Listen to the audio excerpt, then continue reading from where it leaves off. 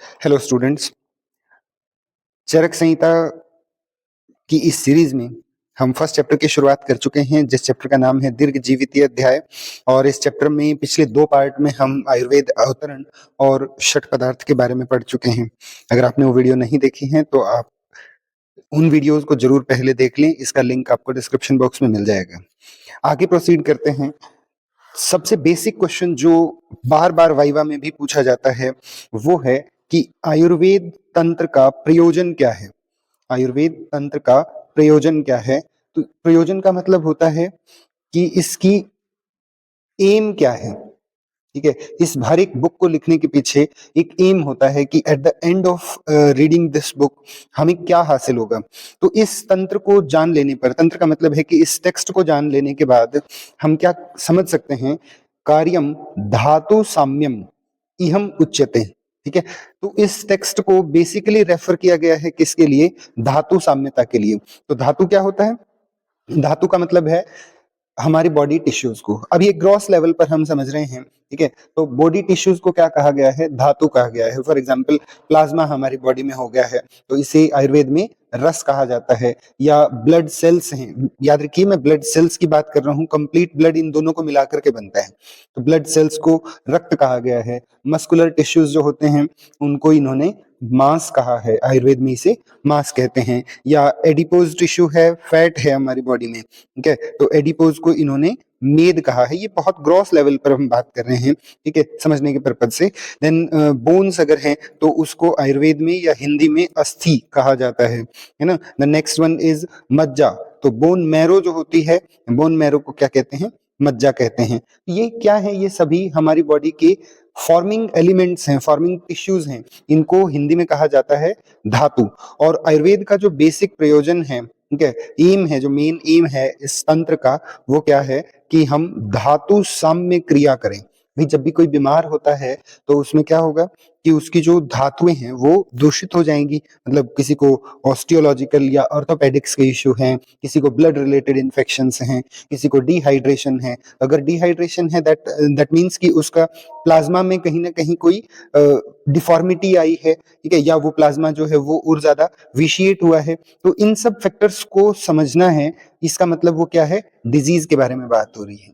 ठीक है, और डिजीज को हम यहाँ पर जो कहते हैं, आयुर्वेद में जो कहते हैं कि या तो दोष प्रकोपित होते हैं। ठीक है, दोष प्रकोपित होते हैं मतलब दोषों का विसिएशन होता है, डिस्टरबेंस होता है। ठीक है, हम सब थोड़ा बहुत तो समझते ही हैं कि 3 दोष होते हैं, वात पित्त और कफ कहते हैं उन्हें। तो वात पित्त और कफ का अगर किसी भी तरीके से इम्बैलेंस होता है, that thing will directly affect धातु। ठीक है, और उससे क्या हो जाएगी? डिजीज हो जाएगी। तो इन्होंने डायरेक्टली ये ना बोल करके कि हम डिजीज को ठीक कर रहे हैं, इन्होंने एक लाइन लिखी है कि आयुर्वेद तंत्र का प्रयोजन धातु साम्य क्रिया करना है। ठीक है, धातुओं को सम रखना है ना, मतलब इक्विलिब्रियम और मेंटेनेंस ऑफ धातुस और बॉडी टिश्यूज। ये क्या है? आयुर्वेद का मुख्य प्रयोजन है। ये आयुर्वेद का मुख्य प्रयोजन है। एंड द नेक्स्ट इज, उन्होंने लिखा कि अच्छा डिजीज होती कैसे हैं। नेक्स्ट सूत्र में इन्होंने लिखा काल बुद्धि इंद्रिय।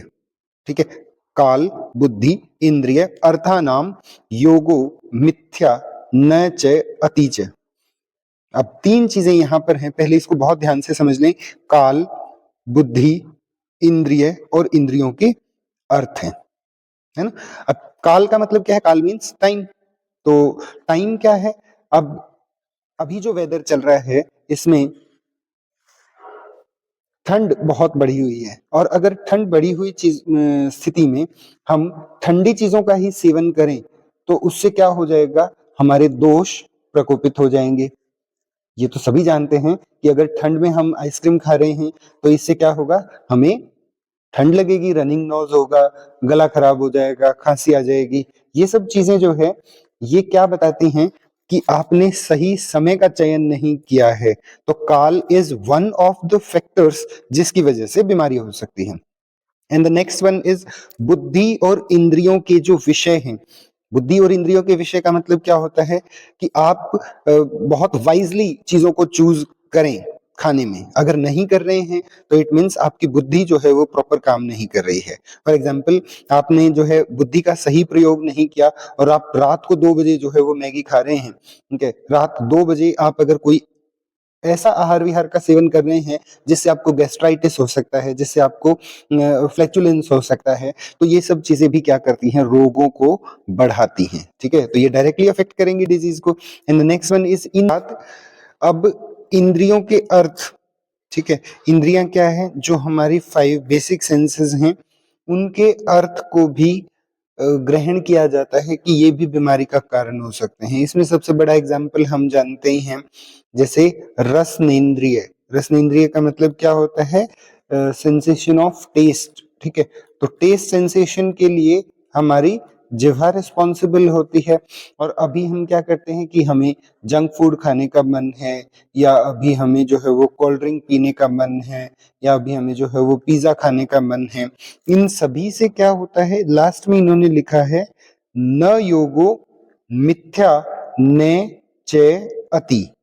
तो 3 चीजें इन्होंने बताई हैं कि अगर इन सारे फैक्टर्स को, चाहे वो काल है, बुद्धि है, इंद्रिय है, या इंद्रियों के अर्थ हैं, इन विषयों का मिथ्या योग, अयोग और अति योग, ठीक है, वो सब करने से क्या होता है, बीमारी होती है। मिथ्या योग का मतलब क्या होता है, फॉल्स, फॉल्स या फॉल्टी, ठीक है।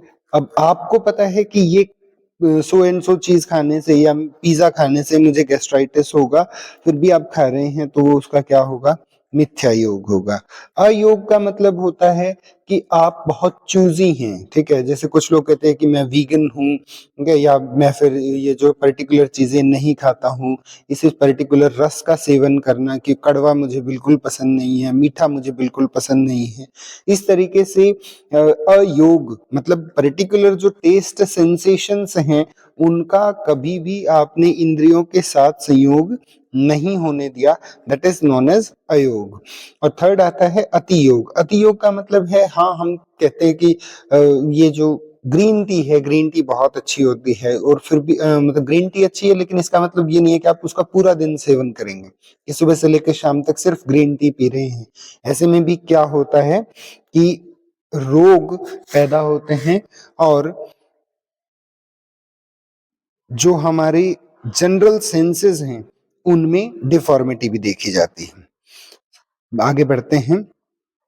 और ये सिर्फ एक टेस्ट के लिए नहीं है, ऐसा नहीं है कि सिर्फ अयोग, अति योग और मिथ्या योग ये सिर्फ टेस्ट के उसमें ही आएंगी। ये चीजें हर एक इंद्रिय के लिए आती हैं। फॉर एग्जाम्पल, कि अगर आपने ईयरफोन लगाया है बहुत लंबे समय तक, तो वो कर्ण इंद्रिय के लिए क्या हो जाएगा, उसका अति योग हो जाएगा। अति उच्च शब्द श्रवण मतलब बहुत हाई वॉल्यूम में अगर आप गाने सुन रहे हैं, तो वो भी उस कर्ण इंद्रिय के लिए क्या होगा, अति योग हो जाएगा। मिथ्या योग का मतलब है कि कोई उल्टे सीधी बातें सुनने का काम है। और अयोग का मतलब है कि जो लोग बिल्कुल इंट्रोवर्ट होते हैं, कि मुझे किसी कोई बात ही नहीं सुननी है, तो वो अयोग के अंदर आता है। इस तरीके से टोटल जो हमारी 5 सेंसेस हैं, उन सभी के अति योग, हीन योग और मिथ्या योग, हीन योग या अयोगी की बात होती है। तो इन सब को मिला करके काल और बुद्धि, बुद्धि मतलब आप प्रॉपरली चीजों को चूज नहीं कर पाते हैं, आपको नहीं पता है कि यह मेरे लिए सही है या गलत है। और काल का मतलब है बिना वेदर को जाने हुए आप अनुचित आहार विहार का सेवन करते हैं, तब क्या हो सकता है, बीमारी हो सकती है। तो ये रूट कॉज है डिजीज का, ठीक है। रूट कॉज के बाद फिर इन्होंने बताया कि रोगों के आश्रय क्या होते हैं, ठीक है। रोगों के आश्रय से मतलब क्या है, कि बीमारी जो होती है वो हमें किस किस तरीके से हो सकती है, उसका प्लेस क्या है। तो कहा है कि शरीर और मन, शरीर और मन ये दोनों ही रोगों के आश्रय स्थान हैं, ठीक है। तो यहाँ पर हमें समझ में आता है कि डिजीजेज जो होती हैं वो पैथोलॉजिकल भी होती हैं, ठीक है, जो कि बॉडी टिश्यूज से रिलेटेड होंगी। और दूसरा होता है साइकोलॉजिकल, ठीक है। तो साइकोलॉजिकल इश्यूज भी होते हैं जो कि मन से संबंधित होते हैं।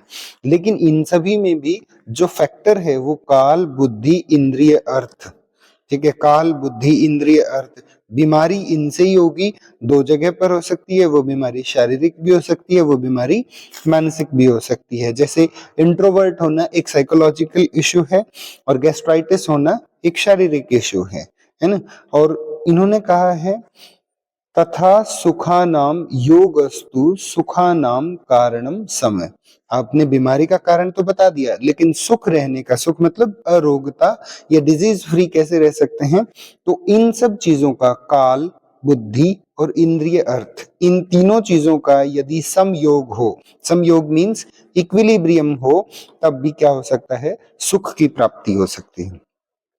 आगे इन्होंने लिखा है कि निर्विकार पर सत्व आत्मा सत्व भूत गुणेन्द्रिय चैतन्य कारणम नित्यो दृष्टा पश्यति ही क्रिया। इन्होंने कहा है कि आत्मा जो है वो रोग का आश्रय नहीं है, ठीक है, क्योंकि आत्मा क्या होती है, निर्विकार होती है, ठीक है, आत्मा निर्विकार होती है, वो परम है, परम मीन्स श्रेष्ठ है या सुप्रीम है, ठीक है। और आत्मा सत्व, भूत, गुण और 10 इंद्रियों से युक्त होता है। मतलब इन ये जो सभी चीजें हैं कि आपका सत्व कैसा है, मन कैसा है, या फिर हमारा जो पंच महाभूतों के गुण है, शब्द स्पर्श रूप रस गंध, इन सब का सेवन करने वाली है, लेकिन वो कोई भी क्रिया नहीं करती है और नित्य है। इसलिए बीमारी किसको होती है, बीमारी शरीर को हो सकती है, आत्मा को नहीं। तो ये बड़ा इंपॉर्टेंट कोट है, आप इसे जरूर याद करिएगा। निर्विकार पर सत्वात्मा सत्वभूत गुणेन्द्रिय चैतन्य कारणम नित्यो दृष्टा पश्यति ही क्रिया। नेक्स्ट इज, ये हम बुक से जो है इसीलिए पढ़ रहे हैं ताकि आपको लाइन बाय लाइन या सूत्र बाय सूत्र चीजें याद रहें और कोई भी चीज मिस ना हो एग्जाम पॉइंट ऑफ व्यू से। फिर इन्होंने लिखा है, पहले हमने डिजीज होने के कारण बताए हैं कि क्यों होता है, काल, बुद्धि, इंद्रिय, अर्थ, इन सब के अतियोग, हीन योग, समयोग से। और आयुर्वेद का प्रयोजन क्या है, धातु साम्य क्रिया, धातुओं को सम रखने का कार्य आयुर्वेद का है। अब ट्रीटमेंट बता रहे हैं, शारीरिक और मानसिक रोगों का चिकित्सा सूत्र, ठीक है, ट्रीटमेंट प्रोटोकॉल। तो ट्रीटमेंट प्रोटोकॉल एक ही लाइन में इन्होंने बताया है कि शारीरिक दोष देव पाश्रय, दैव वैपाश्रय, युक्ति विपाश्रय और युक्ति उपाश्रय औषध से शांत होते हैं। ये क्या होता है देव उपाश्रय, देव, देव मीन्स गॉड, ठीक है, कोई भी सुप्रीम या नेचुरल पावर जो हम अपने अपने रिलीजन के अकॉर्डिंग चूज करते हैं, उनके आश्रित हो जाना, ठीक है। इससे क्या होता है, ये भले ही यहाँ पर शारीरिक दोषों की बात हो रही है, लेकिन शारीरिक दोषों को ट्रीट करने में भी, ठीक है, वो हमें मेंटल पावर की जरूरत पड़ती है। एक हमारा जो साइकोलॉजिकल फियर होता है चीजों को लेकर के, उसकी जरूरत होती है। Then we should aim towards God, ठीक है। तो हाँ, इस ट्रीटमेंट को क्या कहा गया है, दैव पाश्रय। हम देखते ही हैं जब लोग एडमिट हो जाते हैं तो बहुत बार उनको बताया जाता है कि अभी आप ज्यादा मत सोचिए, भगवान का नाम लीजिए। That is also a treatment protocol, ठीक है। तो साइकोलॉजिकल फियर को दूर करता है। And the second one is युक्ति उपाश्रय। युक्ति मीन्स क्या होता है, प्लानिंग, ठीक है, युक्ति का मतलब है प्लानिंग। और युक्ति उपाश्रय चिकित्सा में क्या होता है, हम ट्रीटमेंट प्रॉपर देते हैं कि आपको ये टैबलेट लेनी है, ये कैप्सूल आपके लिए आएगा, ये सिरप आपके लिए आएगी, सुबह आपकी सर्जरी होगी तो आप निलोरली रहोगे। ये टोटल जो प्लानिंग है, इस प्लानिंग को ही क्या कहा जाता है, युक्ति उपाश्रय चिकित्सा कहते हैं। तो मानसिक रोगों की जो चिकित्सा है वो कैसे की जाती है, ज्ञान, ज्ञान मीन्स काउंसलिंग। तो जो काउंसलिंग है वो क्या है, एक प्राइम फैक्टर है जिससे हम पेशेंट्स को ट्रीट कर सकते हैं। विज्ञान, विज्ञान का मतलब क्या होता है, किसी साइंटिफिक फैक्ट को प्रोड्यूस करना, ठीक है। बहुत बार होता है कि पेशेंट अपनी जिद पर होते हैं कि नहीं नहीं ये जो पर्टिकुलर पाउडर है वो मुझे सूट नहीं कर रहा है। अगर आप वो पढ़ा लिखा है और उसको किसी साइंटिफिक मेथड से समझाएंगे तो भी वो डिजीज, उस साइकोलॉजिकली उस डिजीज से वो दूर हो पाएगा। फिर तीसरा होता है पेशेंस, धैर्य। धैर्य का मतलब पेशेंस है। तो पेशेंस अगर आप रखते हैं ठीक है, तो वो पेशेंट ज़रूर ठीक हो पाता है। बहुत बार हम देखते हैं कि जो सीज़ोफ्रेनिया के केसेस होते हैं, ठीक है, या और कोई साइकोटिक इश्यूज़ हैं, उन सभी में डॉक्टर अपना धैर्य यदि खो देता है तो पेशेंट और ज़्यादा विग्रस हो जाता है और ज़्यादा हिंसात्मक हो सकता है। एंड द नेक्स्ट इज स्मृति, ठीक है, तो स्मृति का मतलब है कि उसकी मेमोरी को बूस्ट करना है, ठीक है, उसकी यादों को वापस से लेकर के आना है। एंड लास्ट इज समाधि। समाधि मीन्स मेडिटेशन, कि आप पेशेंट को जो है वो बोलें कि आप 5 से 10 मिनट मेडिटेशन करें, फिर 1 घंटा मेडिटेशन करें। जितना ज़्यादा वो अपनी पावर को रीयूज़ करेगा, जितना ज़्यादा वो शांत रहेगा, उतना ही उसके न्यूरोलॉजिकल या साइकोलॉजिकल इश्यूज़ में फ़ायदा होगा, ठीक है। तो ये यहाँ पर इन्होंने बेसिक ट्रीटमेंट प्रोटोकॉल बताया है किसी भी डिजीज़ को ट्रीट करने के लिए। एक देव का सहारा, मतलब गॉड को हमें मानना ही चाहिए, क्योंकि आयुर्वेद भी क्या है, एक आस्तिक ग्रंथ है, ये भगवान में ज़्यादा बिलीव करते हैं, तो कई बार ये नाम आएगा। एंड द नेक्स्ट इज युक्ति उपाश्रय, मतलब हमें प्रॉपर प्लानिंग के साथ चलना है, प्रॉपर प्लानिंग के साथ हम ट्रीटमेंट को लेकर के चलें, और साइकोलॉजिकल इश्यूज़ के लिए ज्ञान, विज्ञान, धैर्य, स्मृति, समाधि, इन सभी से शांत हो सकते हैं। Thank you so much and keep watching.